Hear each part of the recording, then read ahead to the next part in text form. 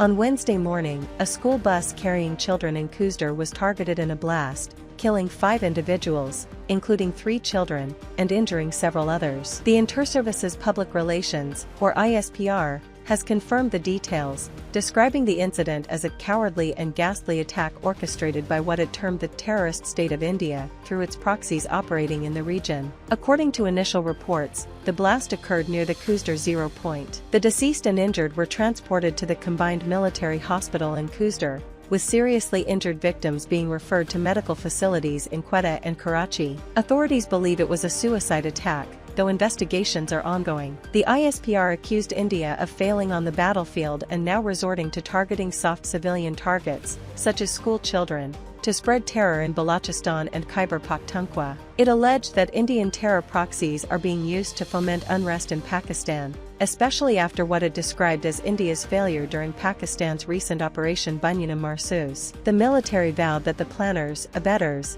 and executors of the attack would be brought to justice, with the full support of the Pakistani nation. Following the attack, Prime Minister Shehbaz Sharif flew to Quetta alongside ministers for defense, interior, and information. He condemned the attack as a cowardly act and described it as evidence of hostility towards education in Balochistan. He expressed deep sorrow over the loss of young lives and reiterated the government's commitment to bring the perpetrators to justice. President Asif Ali Zardari also strongly condemned the bombing, calling it a heinous and inhumane crime. He pledged to expose Indian-backed terrorism on the international stage. Balochistan government spokesperson Shahid Rind echoed similar sentiments, terming the incident an act of state-sponsored terrorism and a threat to world peace. Interior Minister Mohsen Naqvi described the perpetrators as beasts who do not deserve leniency. He confirmed 4 children were killed and extended condolences to their families, vowing to foil every conspiracy against Pakistan. Balochistan Chief Minister Sarfraz Bugti went further,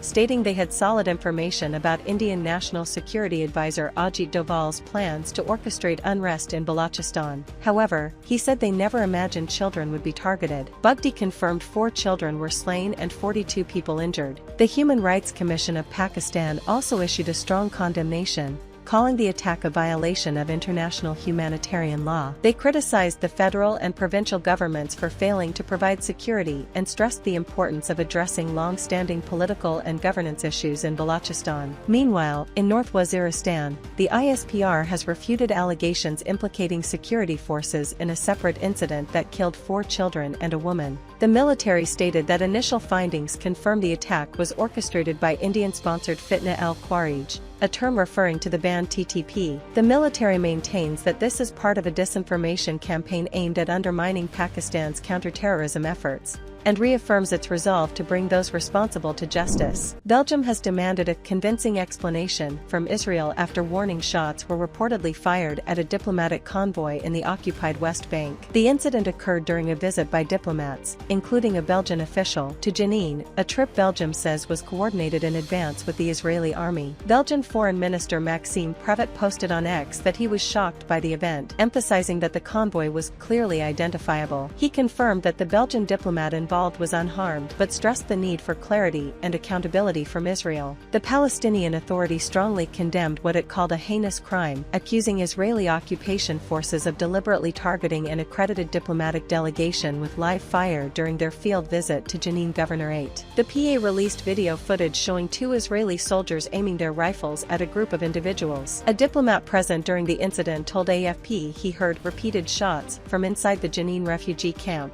An Israeli army spokesperson responded by saying, "I am looking into it." Spain also reacted strongly, with its foreign ministry telling AFP it strongly condemns the Israeli army's fire on the delegation. A Spanish diplomat was part of the group and remained unharmed. Spain confirmed that it is in contact with other affected countries to coordinate a joint response. Meanwhile, Germany has voiced serious concerns about the worsening humanitarian situation in Gaza. Chancellor Friedrich Merz's spokesperson, Stefan Cornelius, said that Germany is in close contact with European nations to relay its concerns to the Israeli Israeli government. He emphasized the importance of maintaining open communication with Israel. Russia has called for a complete ceasefire and restoration of humanitarian aid in Gaza. Foreign Ministry spokesperson Maria Zakharova expressed disappointment over Israel's intensified military activity. Zakharova insisted that only a political and diplomatic solution could normalize the situation in Gaza, and urged the international community to push for a full ceasefire and resumption of aid. Italy also renewed its calls for an end to Israel's military operations in Gaza. Foreign Minister Antonio Tajani posted on X, urging Israel to halt attacks involving civilians and immediately open all crossings for humanitarian aid. He stated that the war must end and hostages must be released. Tajani also shared that 52 Palestinians, relatives of those evacuated for medical treatment, had been moved to Jordan and would eventually travel to Italy. The United Kingdom has pledged over $5 million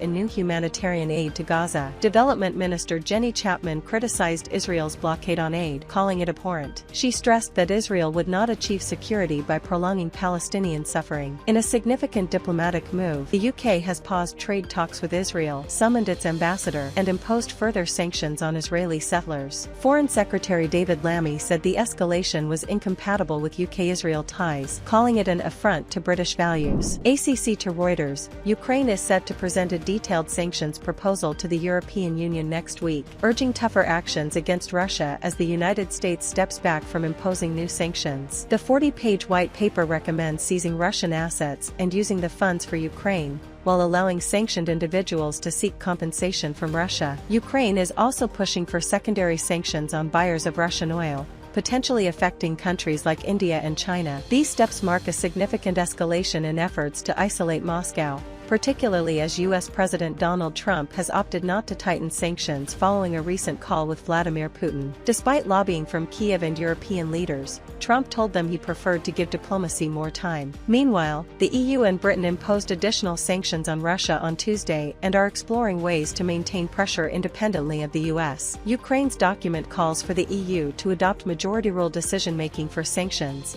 bypassing potential vetoes from individual member states. The paper highlights the unprecedented measures already taken by the EU but criticizes the Trump administration's declining role in sanctions coordination. It notes the U.S. has withdrawn from key sanctions platforms, reassigned sanctions experts, and slowed enforcement of oil price caps. 2 U.S. sanctions packages remain in limbo, uncertain if Trump will approve them. A senior Ukrainian official warned that an American pullback could fracture EU unity. However, experts believe if Europe maintains firm sanctions, Russia won't see a major return of foreign investors, despite U.S. softening.